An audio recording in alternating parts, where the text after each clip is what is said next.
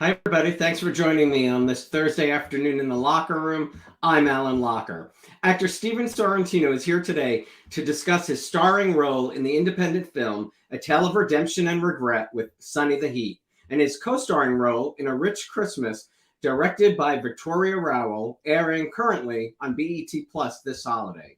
Stephen is a true showman, known as a comedian, singer, and impressionist, all rolled into one. He has shared the stage with superstars such as Patti LaBelle, Dennis Miller, Dana Carvey, and the legendary Debbie Reynolds. While performing in Atlantic City, Sorrentino was cast in his first of 21 film roles as a mafia boss drag queen in the cult hit comedy Homo Heights. Following that film, he studied at Second City with Martin de Maat, one of the most respected teachers of improvisational theater. Since then, he has starred in several award-winning independent films for Showtime, sitcoms for FOX and NBC, and has had appearances on America's Most Wanted, 7 Days, and The Jimmy Kimmel Show. After appearances on Hollywood Squares, dozens of radio and TV talk shows, and more than 50 TV commercials, he decided it was time to create his own show, Voices in My Head. Voices features 14 cast members and has toured the United States and enjoyed successful runs at the Riviera and Paris hotels in Las Vegas and Atlantic City's Tropicana, receiving rave reviews in every single venue. He has also appeared in History Channel's Only in America with Larry the Cable Guy, touring Europe to sell out houses for 6 straight months. Please welcome to the Locher Room, Stephen Sorrentino. Hey, Stephen. Hey there. How are you? I don't know what you did, Stephen, but you activated my Siri. I did? Yeah. you started responding and Siri started answering. Really? Okay, maybe. I didn't hear what you said. I hope I got that right. You got everything right. I mean, it sounds like almost I didn't believe it because it sounds like a lot of stuff, but I've been around a long time. Makes you tired just hearing it all, right? Hey, I'm doing a play, by the way, just to interject. I'm doing a play this August in New York City at the Chain Theater, and it's an Italian guy, and he has Siri, but for him, it's a Marie. So he asks, "Hey, Marie," and she talks to him. Hey, Marie. Next August, you're doing that? Yeah, this August coming up for this summer. Oh, so that's funny. Should be hey, fun. Marie. Hey, Marie. And Marie knows everything. Yeah, that's fabulous. Happy holidays. Thank you for being here. Happy holidays to you. Thank you for having me. This is great. You're so welcome. Tell me about A Rich Christmas, your role in that, and it's currently airing on BET Plus. Yeah, it's airing right now as we speak for the holidays, which is great. It's like a Hallmark film. Lots and lots of fun. Victoria Rowell was a director. I got a call about a year ago, just before last Christmas, and I had just done Annie with Sally Struthers, and I played Drake, the English butler. And my friend said they're looking for an English butler for a BET movie, so I just sent my audition for that, and I got the role. That's funny because I in the promo for the movie, you look like Daddy Warbucks almost, you know. I know, that's the best part because I was Drake, but I used my English accent and all that. And I got the part. Victoria Rowell was such a strong director. As you can hear, did you know Victoria? I have not met Victoria before that, but I was taken by her strength and what a great director she was and communicator. I would work with her anywhere. She was great. My audience is built because I worked on As the World Turns and Guiding Light, 2 soap operas. Oh my God! So Victoria comes from The Young and the Restless, and she was an incredible actress on that show. To be honest with you, I wasn't really familiar with her, but when I walked in the room, I said, "She's been around forever," and everybody said, "Yeah." She's been around forever. She's been doing it a long time. Yeah, just not that she looks old or anything, but she just commanded the room. That's what I was going to say. She commanded and she's absolutely gorgeous, even with 3 masks on. And, it was really hard. It was rough because we were in super lockdown COVID time when we did the movie anyway. So we had 3 masks and she would say, I'm like, I didn't understand you. She's like, too bad. Where did that movie shoot? In Washington, D.C. on the coldest days of winter. And it was amazing. So I play the Hemley. I play, yes, ma'am, very, very animated and all that stuff, and it was just great. The cast is wonderful. Denise Boutet is in it, and just some really wonderful Bill Bellamy. So I'm the only white guy in the cast, which is kind of cool. Equal time. I love it, Equal time, and it's BET Plus. So, introduce you to to their audience as well. Yeah, and I'll work with Victoria everywhere, anywhere. After I was That's done with awesome. that, I'm just like, she's like, "You're good." I'm like, "You're good." Let's work. So it's always good to get along with the director, I'd say. I would say it's best. Yeah, it's a good idea. Probably the best person on the set to get along with. I would say so. Yeah, watch a Rich Christmas on BET. It's a cute story, and it's very holiday-ish, very Hallmark. That's fun. And you're also currently in A Tale of Redemption and Regret with Sunny the Heat, which is available on your website. Folks can check it out there. Yeah, just go to StephenSorrentino.com and go to Sunny, and you'll see the whole movie in the trailer and some backstage pictures. I got a script in the mail a while ago, and I love the character because he fails. It wasn't a typical mafia guy. It was a little rough. The script was rough. So I called the director, and I said, look, he was young. I said, I'll be on this project if I could give the character some breath and give him some heart and really make you feel sorry for him, but love him and all that stuff. And he was just like kind of clueless about it, but he let me do that. And the movie just flourished. It did so well. I've won Best Actor 14 festivals worldwide. Wow. Which I didn't get any better. It's just like somebody finally noticed me, I guess. Congratulations. That's amazing. I thought so. I know. And just yesterday, there's another nomination coming in. So the movie's been out for about a few months now, and it's just done so well. See it. It's really a unique thing. And there's a twist at the end that I put in, that I wrote, and it works. You know, I won Best Song because I also composed the music for it. So I got Best Song in a short film 4 times in 4 different countries. So I'm like blown away by the whole success of this thing. I know that your involvement in music, and we'll get to that because there's not much you don't do. But I don't do Windows, and that's just me neither. That's not fun. That is not fun. You're also working on another movie, Amends the Movie. You know, this Sunny the Heat thing did so well. If you go to hashtag Go Sunny, you'll see a bunch of pictures of what's going on. It did so well that I said, you know what? I've had this little scene in my head since I did Annie. There was this really handsome young actor who was he really wasn't getting his minute in the sun. He was super handsome, could dance, could act, could sing, quadruple threat. And I said, I want to do a scene, just like an improv scene with one camera. He's like, okay, cool. This became 2 years later, this became into an entire production. So I decided to form a production company in LA and New York. And we're actually doing this full thing. It's called Amends of the Father. And it's kind of autobiographical about booze and drugs and self-doubt and all that stuff. So I said Amends the Movie, but that's what the Instagram handle is, right? Yeah, the Instagram movie is Amends of the Father. My apologies. Yeah. No, that's okay. It's a men's movie to check it out on Instagram. And every day or every other day, I'm putting a post and saying, here's what we're doing today. Here's the actors we got. And is the actor who you just mentioned in that? Well, here's the thing. He quit. About a month and a half ago, we started the casting process. And I said, look, you're set, right? He goes, I'm going to become a real estate agent. So I did this nationwide search and I saw 350 actors. And there's one guy that just caught my attention. And I went, what? Auditioned and again, what? I auditioned maybe 10 times. I gave him auditions and I just absolutely fell in love with him. He's got everything I need to be the son in this. And it's very important. What'd you do? Scare the other one away? He went... No, I think COVID just weirded him out and he just went, I can't make a living as an actor, which I disagree. But, you know, we all have to have that, whatever it is, that you have to look. Yeah. Anybody that quits, the day you quit was the day before you made something special happen. So never quit. That is phenomenal. I've been doing this show almost 2 years, and it's been very interesting to hear actors like yourself who will say that was almost my last audition, or that was, and they came to me. Yeah. Kind of exactly what you said. Like it was one last hurrah. It's common. Yeah. You know what? The thing is, I think when we do our last hurrah, we push that extra, we really want it. And this is going to be it, or else I quit. And you really shouldn't quit. But whatever you put that little extra electricity into the universe, it comes back and says, okay, I'm going to show you that you're still right for what you're doing and you're right where you need to be. So that worked out, and I cast it. I mean, I'm using Randy Jones, a good friend of mine from the Village People, the original cowboy, and I'm giving him a straight role, no pun intended. But he's playing Gil Clark, a television producer, and I need that great, as he's aged, he hasn't gotten older. He just got better looking. He looks like Clark Gable now.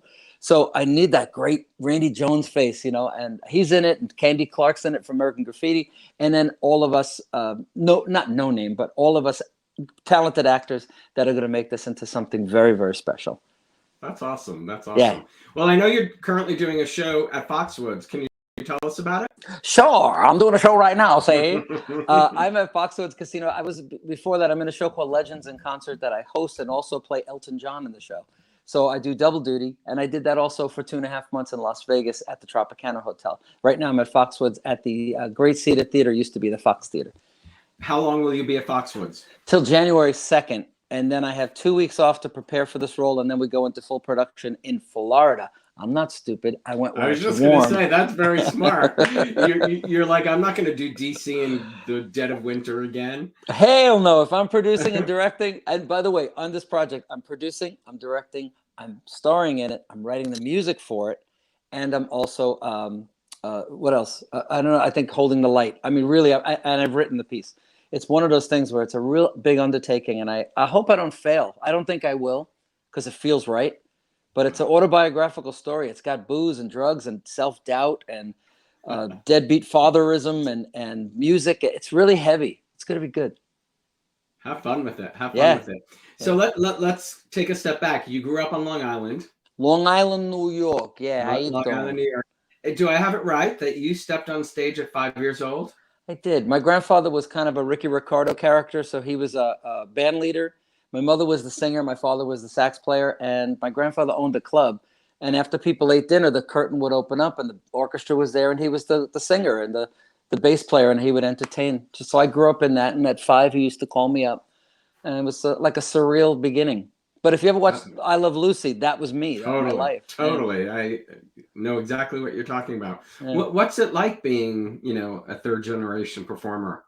I think it's in my blood. The thing is, you think, because you listen to people, you say, have something to fall back on.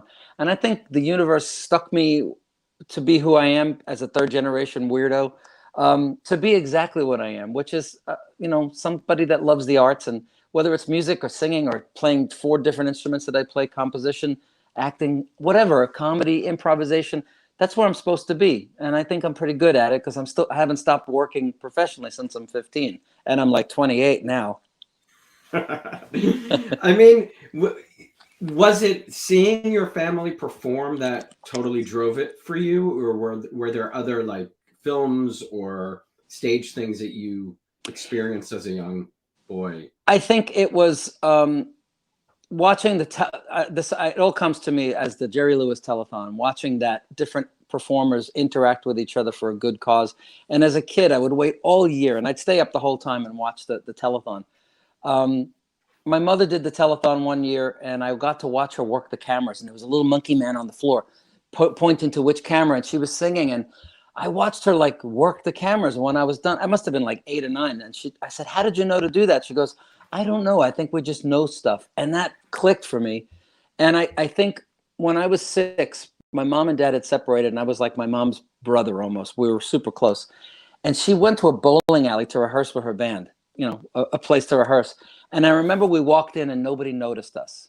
Like nobody cared. But as soon as they played a note, everybody ran to the window, and there was faces all pressed against the glass watching this 3-hour rehearsal. When we left, everybody had that look in their eye like, wow. And I went, oh, I like that. Like, I like the fact that people noticed something that they did to make them just a little bit unique. And I fell in love with that moment.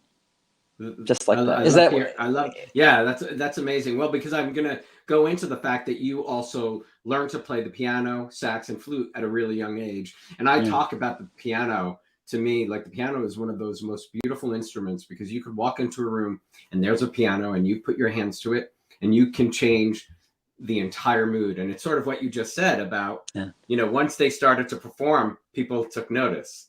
Yeah. When they first walked in, it was nothing, but then they, So who introduced you to the music?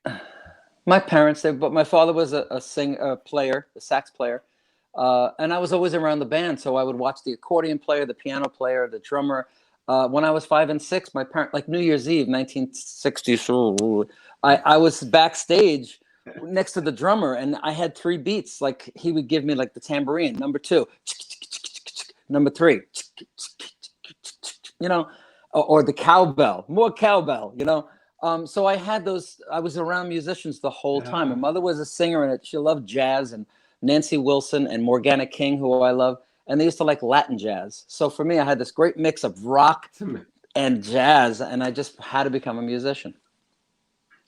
It literally was in your blood. I mean, just being, I could feel that, you know, if somebody being that young, it's just something you absorb.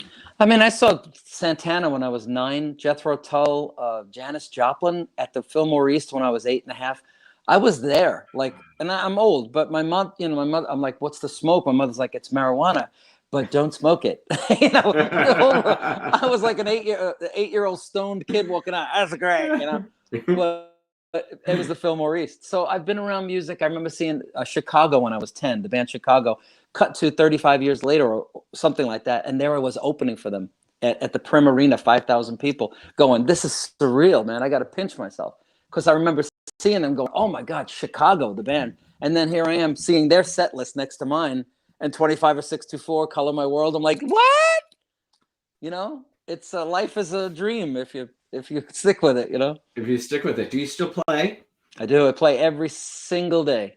At night, I do the Elton John bits. So I'm playing Rocket Man, Don't Let the Sun Go Down, Saturday Night's All Right for Fighting. I have the flute with me, so I in my I have a private dressing room here, and so I play the flute every night, and I do this Jethro Tull bit just to warm up my fingers. And yeah, in the movie I play guitar. And oh, by the way, for the movie Amends of the Father, I'm using all my songs from the '80s as the soundtrack. So all the stuff that I recorded with Paramount in the '80s, including the footage of me with the big hair and the shoulder pads, is going to be used for the movie. Can't get rid of those shoulder pads if you tried. You know, me and Joan Crawford, we just can't lose the pads. Well, talk about landing your first record deal. What was that like? Again, surreal, because I wanted it really bad, and I was in a club, and some guy came up and said, "Who writes your songs?" I said, "I do." I was showcasing, and he said, "Stacey Ladisaw, who I'd never heard of, wants to record that last song you did." I'm like, "Wow!" And from there, I got a record deal and a publishing deal with Paramount. So, you know, I think what this movie is about is, during that period, I wasn't sure that I really believed in myself that much. And I'll tell you a real quick story. There was a guy named Phil Grande, who's one of the best guitar players of all time. And unfortunately, he went down the rabbit hole of drugs and alcohol and left the earth recently. But Phil used to play with everybody, Eddie Money and Stevie Ray Vaughan and Joe Cocker. He was world famous. And he gave me a piece of advice one day. I was singing in New York in a rehearsal hall, and he said, you're good enough. You're as good as anybody else. Because I was skinny and I looked good and rock and roll. And he said, you're just afraid of eating bologna sandwiches. And I'm like, I'm sure that makes sense on Mars. What the hell are you talking about? What he meant was, I was afraid of not having anything to fall back on, that I would just have to eat cheap sandwiches and live in my car. Because if I got away for all the self-doubt, what happens if, it was going to happen. And I didn't have that gene at the time. So and once I figured that out at 29, I get it. And that's when everything started happening. So I had the record deals, but I didn't sell a lot of records because I didn't believe in myself 100%. It's like a sad story, but it's a great story, because it is a great story, and it's really true.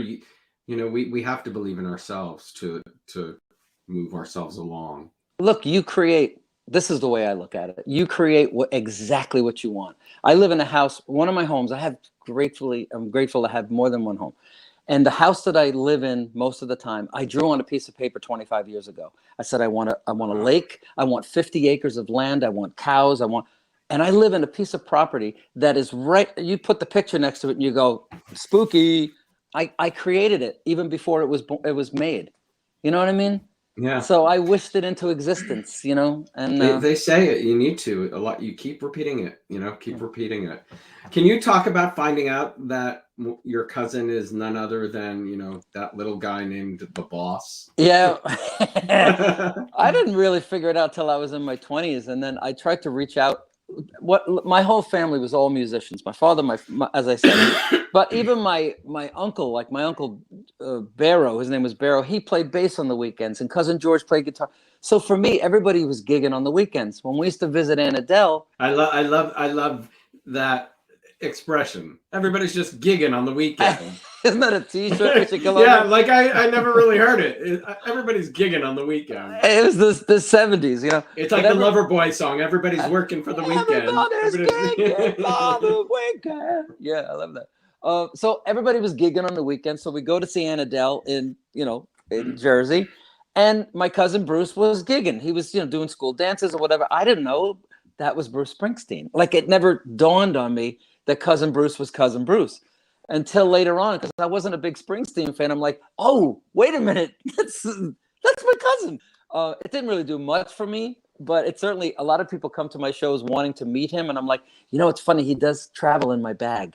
What is wrong with you? But it's opened a couple of doors, and it makes for good stuff. And he's made some comments calling me his multi-talented cousin from New York and from Vegas. He considers me from Vegas because I did make my bones in Vegas for many years. So that's really nice. He says some really nice things about me. But it's something about that family, though. Music is, and entertaining. Yeah. Each one of you has a unique, He's Bruce Springsteen. I'm more diverse. I do everything, and he just does Bruce Springsteen, but he does it so well that he gets, he gets to be Bruce Springsteen.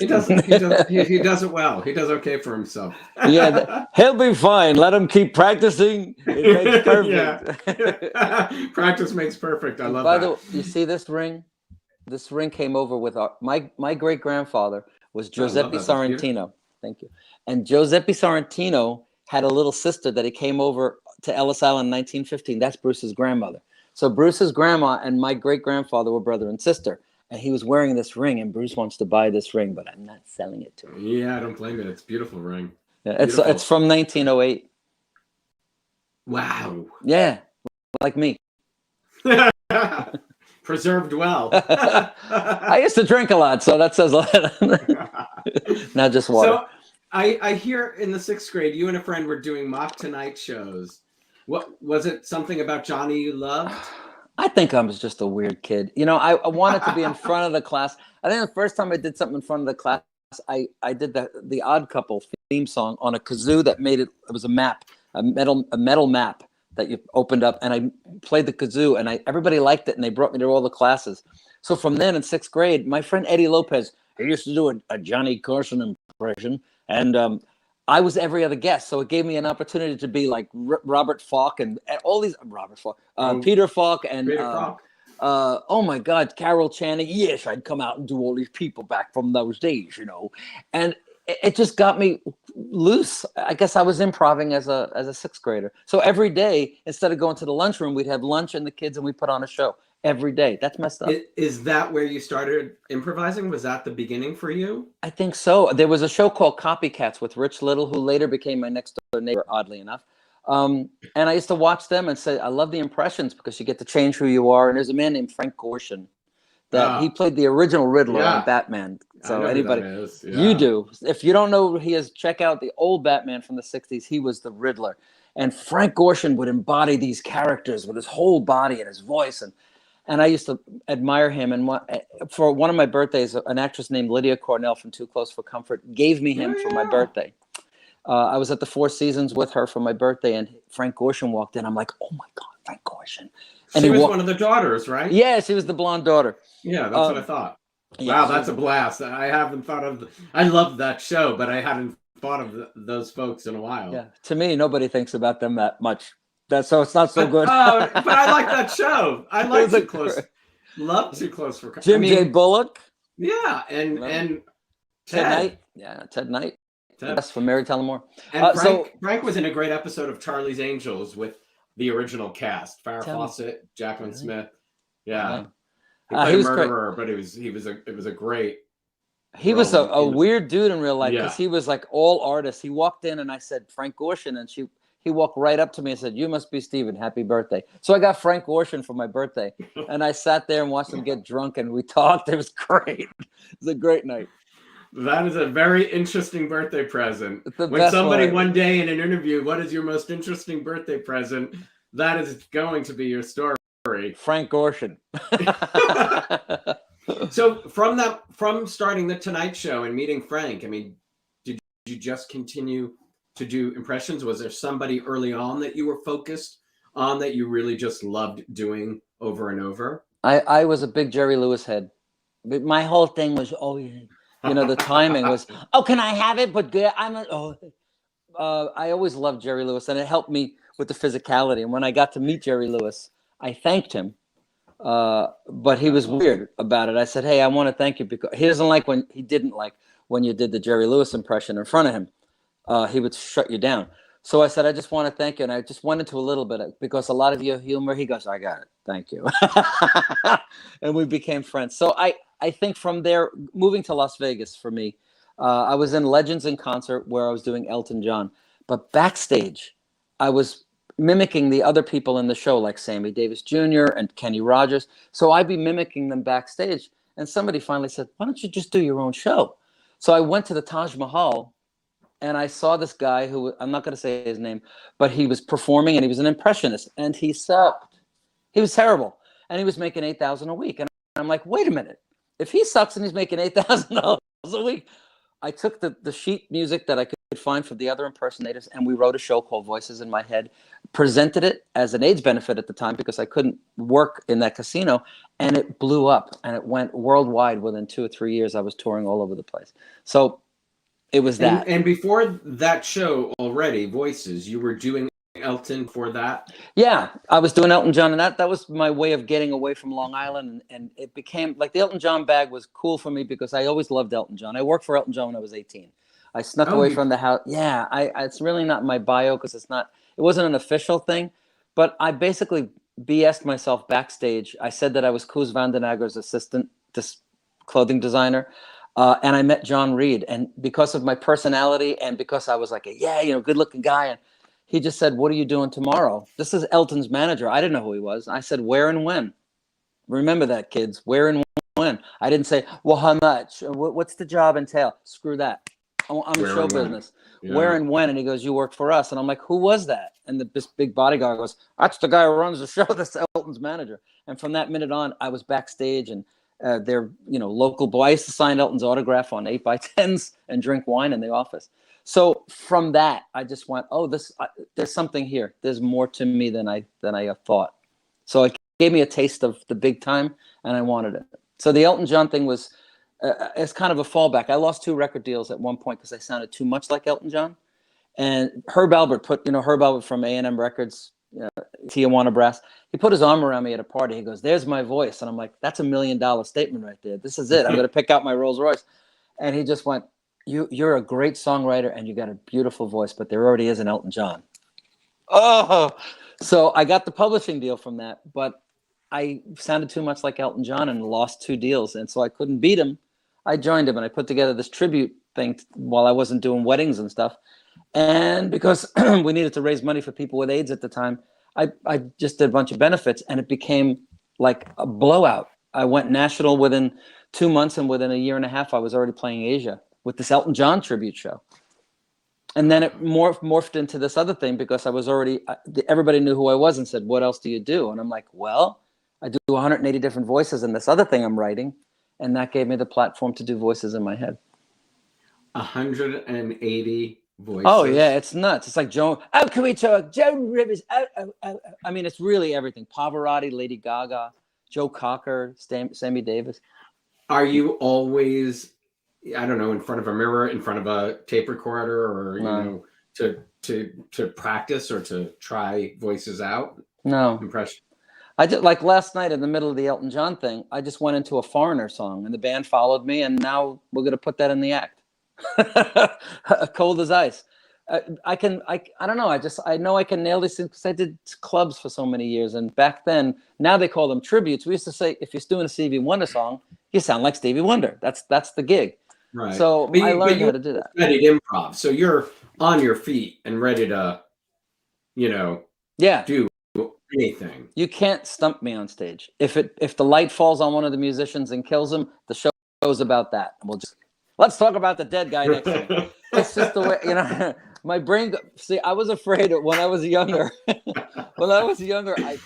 It's just a dead guy. Let's continue. But don't you see the humor?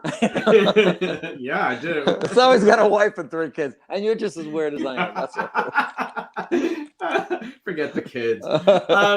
So you did musicals in high school, right? I did. Hello, Dolly, and God, Jesus Christ Superstar right after high school. Godspell. Yeah.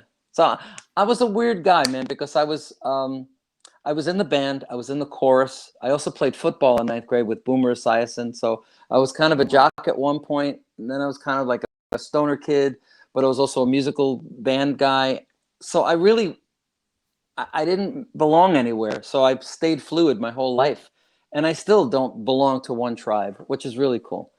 So musicals, but I would do musicals, like funny thing happened on the way to the Forum, and then do a rock club afterwards at night, 4 sets. So I was blowing my voice out by the time I was 18. I learned how to sing. If you could put yourself into, your favorite musical today, what musical would that be? Oh my goodness. I don't know. I love Jesus Christ Superstar because it's so period. I don't know. I honestly, it depends on what day it is. Probably that. Okay. JC Superstar. Some of the new stuff, the Hamilton stuff, I'm a purist when it comes to, like I did Annie, and I had such a ball. But I did 5 characters in Annie.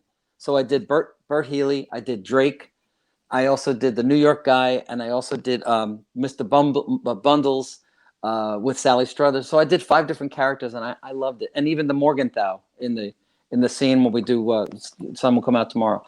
So I don't know. That's a weird question. No one ever asked me that. You're a purist. I'm a purist. I would probably want to do something like JC Superstar for me. It was great. If I could do Herod one more time, I'd be very happy. Are there comedy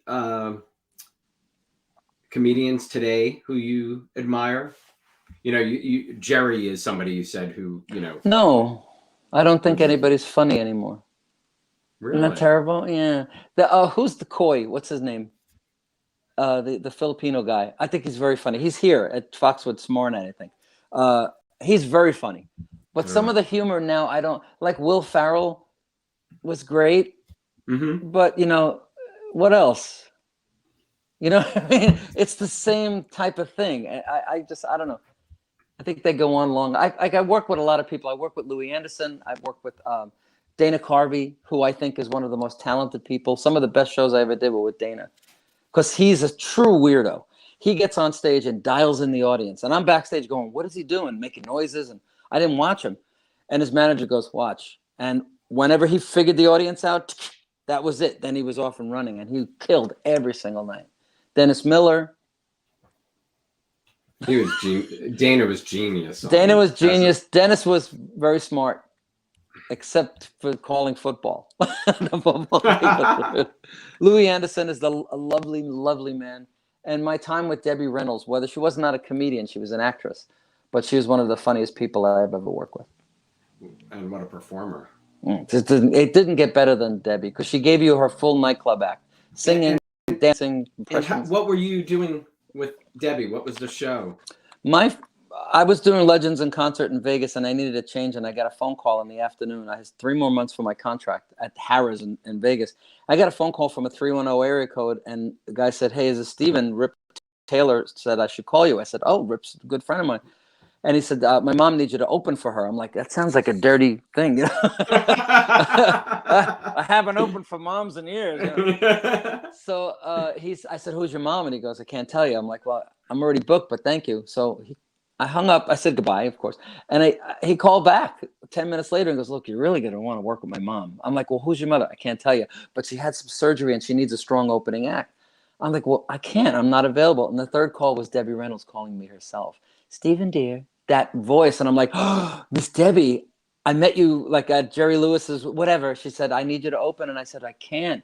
And I told her why. And then she goes, okay, well, I'll give you a suite at the hotel. We'll have dinner together, and you'll be with me for 5 days. And I said, well, I'm not available. She said, you keep saying that. See you tomorrow. Bye. Click. What do you do? So I called the company and I said, if you don't let me for a week, I quit. So they let me out for a week, and I started as her opening act and kind of co-producer, and just great. I was her opening. So depending on how Debbie felt was as long as I did. So if she felt real good, I did 20. If she felt poorly, I did 40. And then I would close the show with her. So I toured with her for the last 5 years of her career.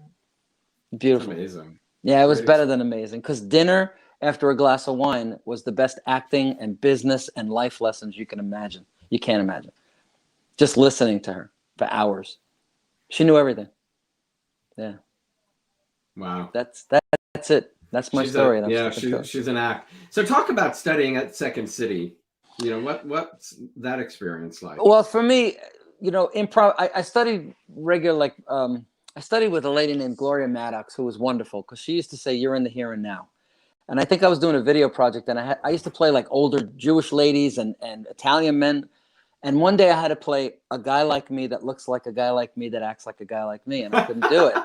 And I'm like, who am I? And I went to her, and she was like, you need improv work. So I did an improv class with her, which was great. And then I met Martin de Maat, who was the guy who kind of started the whole thing. He was the greatest improv guy in the world. And I studied a whole summer with him, and every single day. And I remember there was one lady in the class that was not committed. The rest of us were like hardened actors that wanted this.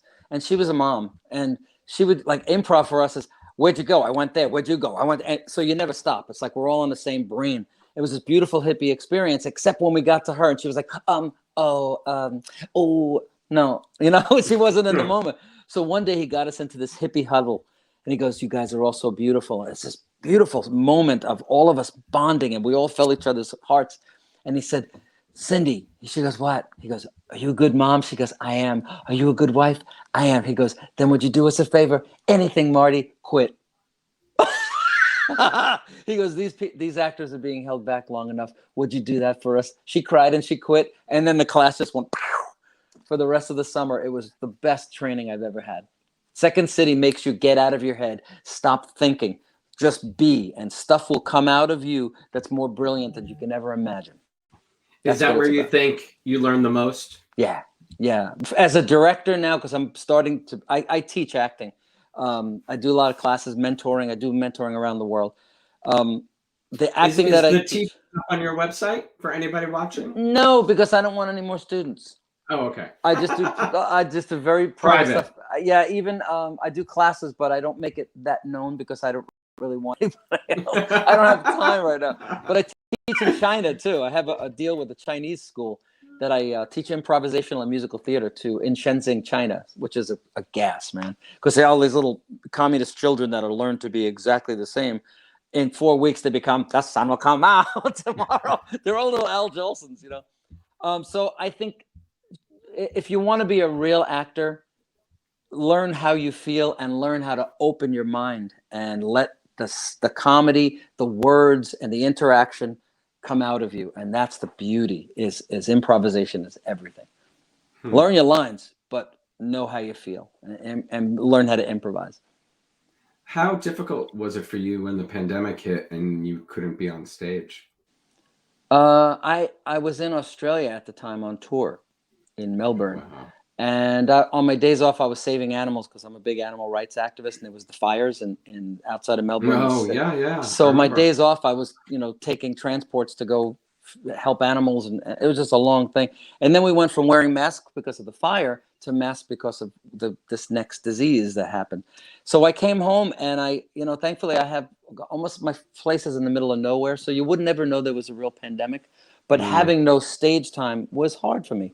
I got 2 commercials during that time, so I did do those, and then I had Rich Christmas. So, knock on wood, it wasn't really that weird for me because I stayed active. Thank you. Where did your love of animals come from, and getting involved in animal work? I don't know. I think compassion, just being open. My mom was a very compassionate person. When I was 8 years old, my parents were separated, and the only normalcy, if that's a word, normalcy, yeah. Was me going back to my grandmother's house, which was next door to where we lived, and she had a dog that was my dog. And I was 6 or 7, and that dog was everything that was constant for me. And one of the neighbors was mentally challenged and killed the dog. Kind of a downer. So that really screwed with me, and I think it brought out the love of animals and how things are just not fair, because I'm a Libra, so we like that balance. And from there on, I remember in school, I used to go do whatever the animal thing in Long Island. I used to work for them and help out. So I've always had compassion for animals, and I'm a vegetarian and everything. I mean, I'm really weird. Oh, wow. Okay. Yeah. So peace, love, and animals. Peace, love, and animals. Hey, absolutely love animals myself. Yeah. Not a vegetarian, but I love animals. I love them, and then I eat them. How much not perfection? How much does it take to perfect someone like Elton John? When you're, perfection. That's a rough one. The thing is, perfection is subjective. So, what's perfection? I get it. No, I know what you're saying. Right. That's a rhetorical question. For you to feel comfortable to get on stage, what does it take?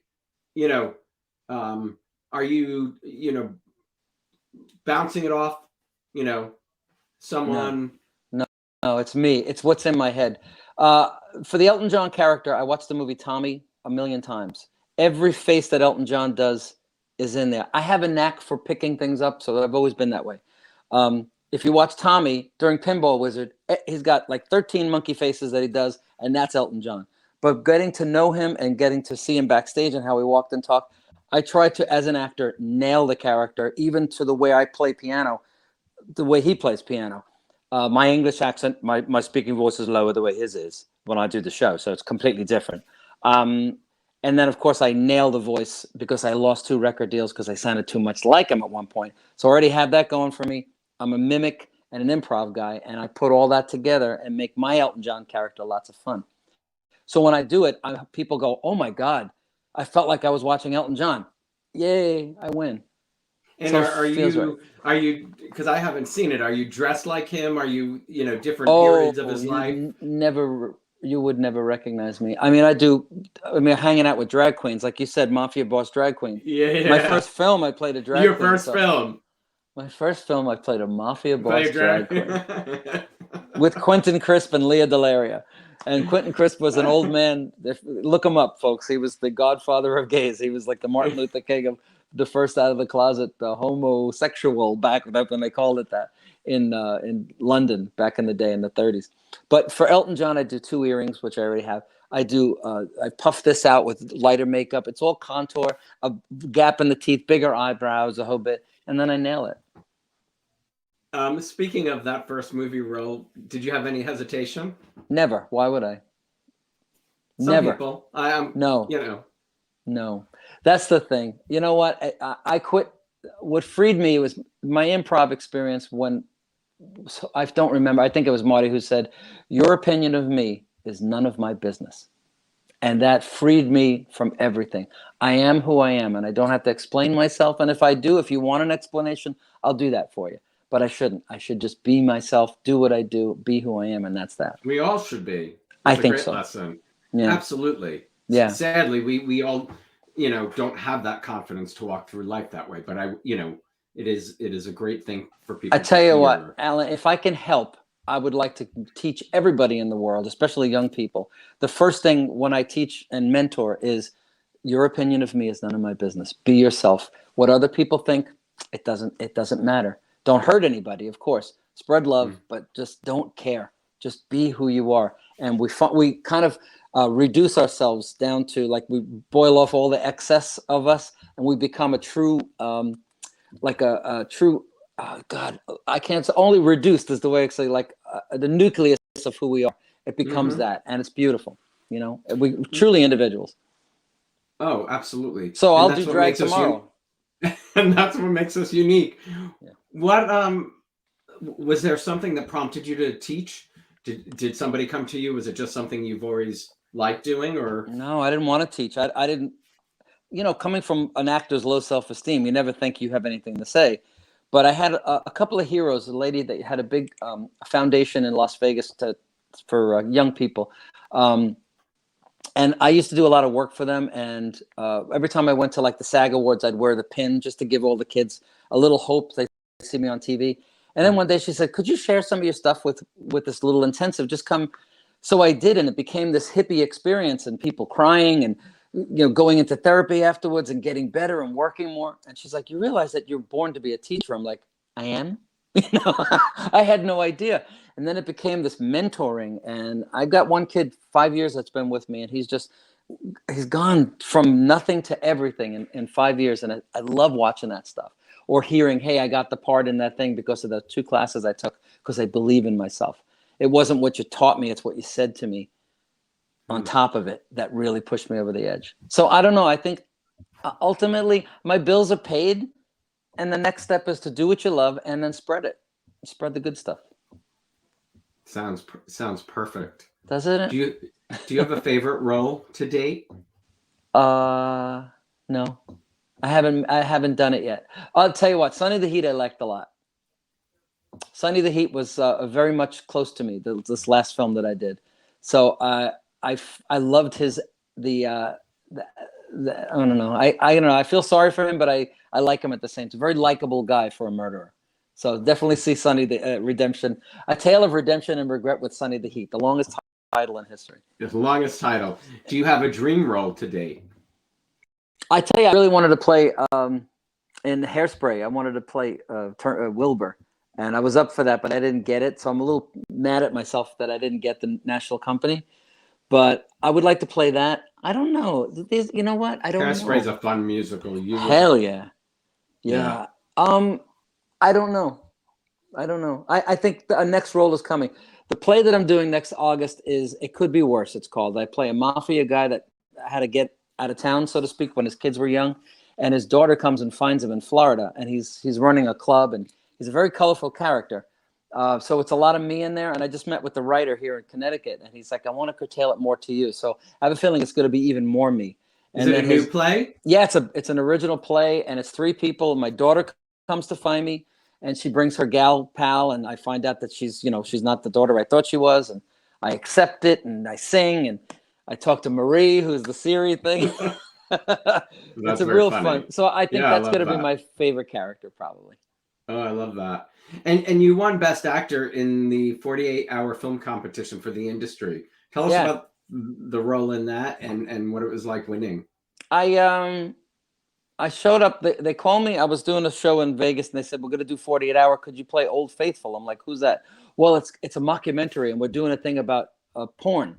And you're the guy that they bring in. You're not really thin anymore, good looking, but you always perform. I'm like, okay, I'm not showing my hiney on movie. So we'll bring a bathrobe. I'm like, so here's a good lesson, kids. Always bring extra costumes, because when I got there, I brought 5 or 6 different looks, full suits and everything. And the guy that was playing the director didn't show up. So I went, wait, I got a costume. I put it on. They went, you're him. And I improv this. His name is Nico. And he wants to win the Golden Woody Award, which is the porn award, but it's a comedy. And we improv the whole movie, and it just came out so organic and so beautiful that we won the best film, and it was just beautiful. I mean, I was, especially as a porn director. It's a mockumentary. It's not real. Are you a fan of Curb Your Enthusiasm? I am. I mean, you made me think of that when you say, improv, right? Yeah, away. The whole movie was there was not one thing written. All the 48 hours are like that. I'm in my glory. I've done Omerta on 48 hours. I've done like 5 different 48-hour film festivals. For me, I don't like the lines. Let it happen. I don't remember a word of it during it. And then when they edited it, I'm like, oh, yeah. If you're in character, let the character, get in your body and go with the flow, as they say, right? Go with the flow. So that was brilliant. And now winning all these other awards with this movie, I'm past grateful. I'm just like kind of blown away. And I don't know.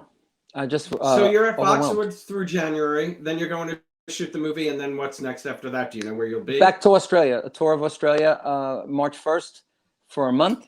Rough life. Well, it's work. I want to stay working. I love what I do. And then the summer, I'm going to take off. I'm going to stay at my ranch in Virginia, and I'm going to mow my lawn, and I'm going to play with my animals and just go fishing or whatever. Or I don't really fish because I don't do anything. So I'll just go canoeing. That's awesome. Yeah. Stephen, my friend, it is such a pleasure to talk to you. Thank you so much, Alan. This has been great. Happy holidays. So much fun. Keep in touch. Happy holidays to you. Enjoy the holidays and stay safe. Thank you. You too. You have a great one. Bye. Bye, everybody. Thanks so much for watching. Thank you to Stephen Sorrentino for joining me. Please check out A Rich Christmas airing on BET+. And don't forget to go to StephenSorrentino.com to watch A Tale of Redemption and Regret with Sonny the Heat. Please make sure to subscribe to my YouTube channel down below. If you haven't, turn on the notifications for reminders of all upcoming shows. I want to wish you all a very Merry Christmas, a great New Year. Thank you for your continued support of the Locker Room. I may schedule an Instagram Live next week to chat with all of you. Stay tuned for that. And I'll see you in January with some great new shows. Stay safe, everybody. Bye-bye.